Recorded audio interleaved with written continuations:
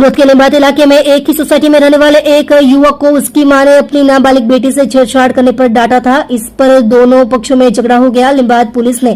हत्या और छेड़छाड़ का मामला दर्ज कर मुख्य आरोपी समेत कुल 5 लोगों को गिरफ्तार किया है। जांच के तहत पुलिस आरोपियों को घटनास्थल पर ले गई और पूरे क्राइम को रिकंस्ट्रक्शन किया, जिसमें इस घटना में एक व्यक्ति की पहले ही मौत हो चुकी थी और आज एक और घायल व्यक्ति की मौत हो गई, जिसमें लिंबायत पुलिस द्वारा कड़क रूप धारण कर सभी आरोपियों का जाहिर में जुलूस निकाला और बराबर की सर्विस भी आरोपियों की गई, जिसमें लिंबायत पुलिस ने सख्त रुख अपनाते हुए सभी आरोपियों को बाहर निकाला और सभी को बराबर सेवा दी। જે સર ફરી દેખ લીંબાયત પોલીસ સ્ટેશનમાં 2020-2026 મુજબનો ગુનો જે દાખલ થયેલો ગુનાની હકીકત એ મુજબની છે કે આ ગામના જે ફરિયાદી છે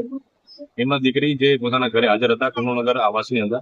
એ દરમિયાન વોટિંગનો દિવસ હોવાથી પૂરા પરિવાર વોટિંગ કરવા માટે ગયેલા। એ દરમિયાન દીકરી પોતાના ઘરે હાજર હોય એ દરમિયાન એમની બાજુમાં રહેતા આ ગામના જે આરોપી છે આરોપીનો સગીર વયનો જે દીકરો છે એને આ કામના જે ફરિયાદી છે એમની દીકરીની છેડતી કરેલી, જે બાબતે આ કામના જે ફરિયાદી છે એ અને એમનો પરિવાર જે આ કામના આરોપી છે એના ઘરે ગયેલા અને આ બાબતને ઠપકો આપેલો કે તમારા દીકરા દ્વારા અમારી દીકરીની છેડતી કરવામાં આવેલ છે।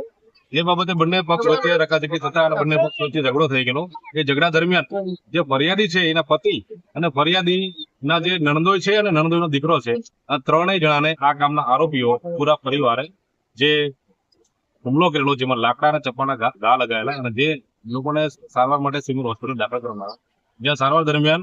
જે ફરિયાદી છે એમના પતિનું અવસાન થયેલ, સારવાર દરમિયાન જે એમના નણંદોના દીકરા છે ઇરફાન એનું પણ અવસાન થયેલ। આ બનાવમાં ટોટલ 2 હત્યાના બનાવવામાં આવેલ છે અને આ કામમાં આરોપીની ધરપકડ કરવામાં આવે છે અને આ વિરુદ્ધ રિકન્સ્ટ્રક્શન બતાવવામાં આવે છે।